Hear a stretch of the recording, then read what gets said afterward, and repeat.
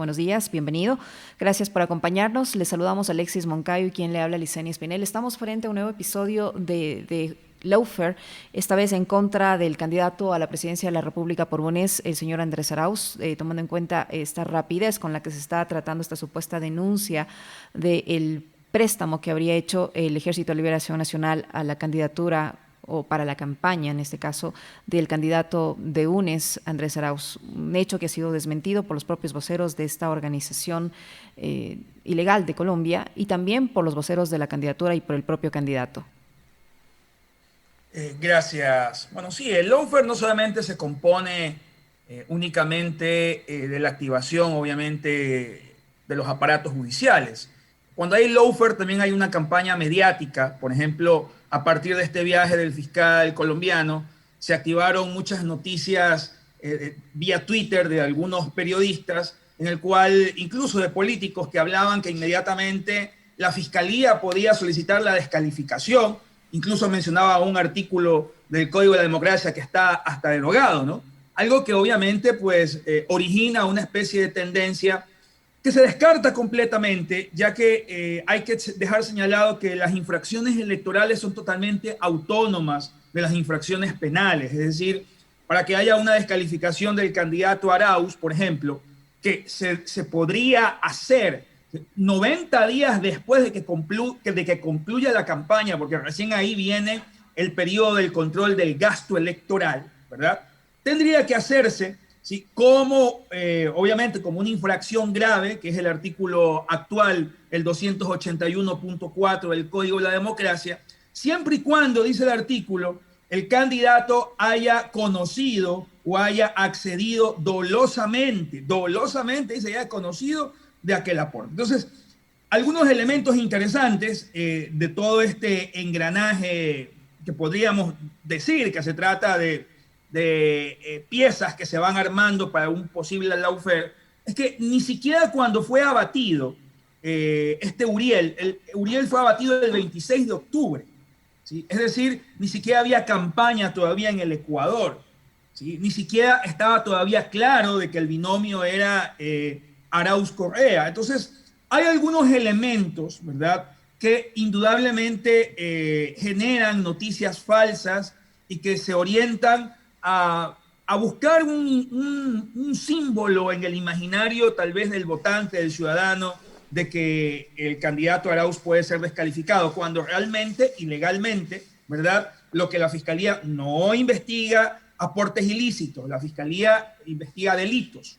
El aporte ilícito es una infracción electoral autónoma que solamente puede ser determinada una vez que se acaba la campaña 90 días después dentro del control del gasto electoral. Y que inicialmente, sí, esa responsabilidad podría ser del tesorero del partido político, ¿sí?, dejando muy claro dentro del nuevo articulado que para que sea descalificado un candidato obtenido el cargo, tendrían que probar que hubo axiquencia, que hubo dolo, que conocía efectivamente de un supuesto aporte, algo que en el contexto de los hechos es muy difícil sostener, porque vuelvo a repetir, la fecha en la cual fue abatido, en el cual obtienen las computadoras, se trata del 26 de octubre, una fecha en la cual ni siquiera había campaña electoral en el país y ni siquiera estaba claro si el señor Arauz iba a ser o no candidato a la presidencia de la República. Doctor Sosa, ¿cómo está? Muy buenos días. Un gusto saludarle. Es decir, que además de este supuesto delito del que se le quisiera acusar a Andrés Arauz de la candidatura de UNES, ya en la práctica va a ser muy difícil que se lo compruebe, pues, porque tienen que demostrar que en efecto hubo una organización criminal que fue la que dio el dinero y que fue Arauz o su tesorero de campaña el que recibió el... ¿Cómo pruebo eso? ¿Cómo prueban eso? Es complicado desde el punto de vista de la infracción electoral. Obviamente va a ser muy complicado. Ahora, claro, la Fiscalía tiene la obligación, efectivamente, de investigar delitos. Vuelvo a repetir, el aporte ilícito no es un delito. El aporte ilícito es una infracción electoral. Lo que podría investigar la Fiscalía es temas de lavado de activos, enriquecimiento ilícito. Pero, ¿sí?, eso lo tiene que hacer a nivel personal. Tendría que buscar un nexo causal. Algo que yo lo veo complicado, muy complicado por las fechas, efectivamente, en las cuales se dieron esta supuesta extracción de información, que es el día del abatimiento de Uriel, llama mucho la atención, obviamente, que tan rápido se haya obtenido o se haya solicitado y se haya transferido esa información, obviamente, a la Fiscalía, porque, por regla general, siendo esto parte, ¿sí?, de los acuerdos de paz, siendo esto parte de lo que se conoce como la justicia especial penal que existió o que existe, obviamente, en Colombia, esto debió haber sido ordenado, esta cooperación internacional debió haber sido dispuesta por un juez, por el juez que extrajo, obviamente, el dispositivo y por el juez que está investigando. Ojo, ¿sí? Primero, para determinar que existe el ilícito penal en Ecuador, en Colombia tendría que avanzarse una investigación sobre la determinación también del ilícito penal, porque no puede avanzar Ecuador en la investigación de un delito penal si en Colombia tampoco se investiga el hecho que ocurre allá, obviamente, y los posibles delitos que se cometieron en territorio colombiano. De ahí es que debió haberse derivado la investigación. Es irregular. A mí sí me llama la atención porque lo que debió haber pasado aquí es que la justicia colombiana investigue, ¿verdad? Llega a una conclusión, a la posible determinación de un ilícito penal y de ahí derivaba, obviamente, podríamos decir, la investigación hacia Ecuador, ¿sí? Es decir, estamos hablando de que Ecuador comienza a investigar un delito penal cuando ni siquiera en Colombia, en el mismo territorio colombiano, todavía se encuentra determinado cuáles podrían haber sido los posibles ilícitos con respecto a la fecha que es el 26 de octubre, ¿no? Doctor Sosa, no estamos a puertas de que se reedite un caso sobornos y que tal vez por influjo psíquico se quiera, luego de un eventual triunfo del candidato Arauz en segunda vuelta, se lo quiere impedir poder ejercer el cargo a presidente de la República por este tema. Lo digo porque todos vimos, todos hemos sido testigos de todo este proceso que derivó en la sentencia del caso sobornos, que tuvieron que llegar al extremo de utilizar esta figura del influjo psíquico. Vimos la actuación de la Fiscalía, de los magistrados, etcétera. ¿Podría pasar algo similar? Mire, el tema del caso sobornos incluso es un ejemplo real de qué tan autónomas son las infracciones electorales con respecto a las infracciones penales. También fue por un tema de aportes de campaña, supuestamente. Aportes de campaña que terminaron en un posible cohecho. Pero fíjese que en el caso sobornos, el Consejo Nacional Electoral determinó de que no había ninguna irregularidad en los aportes.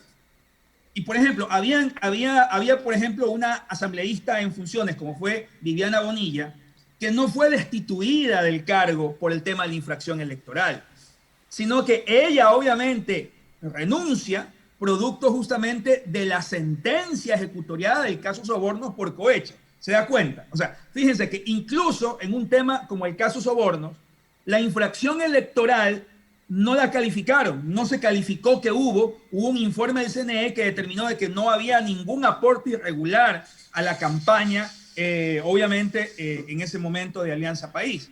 Pero sí, claro que el antecedente del caso sobornos nos puede dar una idea de que tal vez los mecanismos judiciales, especialmente investigativos y operativos en el Ecuador, pues eso es el lawfare, a veces se decantan justamente a la persecución política o son convenientemente sacados, como pasó en el caso sobornos, que la sentencia del caso sobornos fue comunicada 1 o 2 días antes de que el binomio Arauz-Correa se inscribiera, y eso trajo como consecuencia la descalificación del presidente o del expresidente Rafael Correa Delgado, para que se vean obviamente esas coincidencias. Aunque vuelvo a repetir, ¿sí? Siendo el candidato Arauz que tiene inmunidad, porque la sigue teniendo, ¿sí?, no puede ser, aún procesado penalmente, no puede ser objeto de ninguna medida cautelar. Tendrían que esperar a que concluya, obviamente, la campaña. En ese momento pierde su inmunidad y lo que tendría es fuero si es que Arauz llega a ser presidente de la República del Ecuador. Entonces, hay un blindaje penal porque hay una inmunidad, obviamente, que impide cualquier tipo de pena de prisión preventiva contra Arauz. Y 2, el tema del aporte ilícito solamente puede ser determinado, según el Código de la Democracia, 90 días después de que se acabe la campaña. En teoría, la norma no permitiría ninguna descalificación, ni tampoco tendríamos que sorprendernos con ninguna medida de prisión preventiva contra, por lo menos contra ningún candidato, porque expresamente la ley impediría efectivamente este tipo de circunstancias judiciales hasta que se acabe la campaña, hasta que se proclamen los resultados. Doctor Sosa, conversábamos hace un momento, primero con David Chávez, analista político ecuatoriano, sociólogo, y después con Pablo Beltrán, comandante del ELN. Y David Chávez decía, por un lado, a ver, esto se encuadra en una campaña sucia a la que se han sumado medios internacionales como Revista Semana de Colombia, y que después muy bien Pablo Beltrán nos decía a quién obedece, a quién se debe, y el giro vergonzoso que ha tomado este medio colombiano. Y Pablo Beltrán decía en el diálogo con nosotros que en el ELN no hay ningún antecedente de este tipo, es decir, ellos nunca antes han financiado campaña electoral alguna, y menos todavía en países vecinos. Y por otro lado, decía él, nosotros no tenemos plata como para regalarle $80,000 a un candidato X, ¿no? Y menos todavía influir en el proceso electoral de otro país. Y por otro lado, él señalaba de los errores groseros que ha cometido la inteligencia colombiana, que le hizo además pasar bochornos al presidente Duque en una de las asambleas de la ONU, donde presentó imágenes que eran forjadas, que eran montadas y que eran mentira, de los supuestos procesos de reclutamiento de menores de edad en Venezuela para la guerrilla, y que eran fotografías que datan del 2013 y que pertenecían a un medio colombiano y que eran tomadas en el sector del Cauca, en Colombia. Entonces, con esos antecedentes, digamos, ¿cuánto crédito se le puede dar a esta noticia falsa? No, desde el hecho de que si fueron archivos que están bajo cadena de custodia, como la revista Semana, porque obviamente leímos la revista Semana, revela un diálogo en que no es que establece nombres, ¿no? Establece ahí, dice la persona del cinturón, el señor de la mariposa. En primer lugar, ¿sí? se trataba de información reservada, cómo Semana tuvo acceso. En segundo lugar, si esos son los diálogos de la revista Semana, son diálogos bastante ambiguos,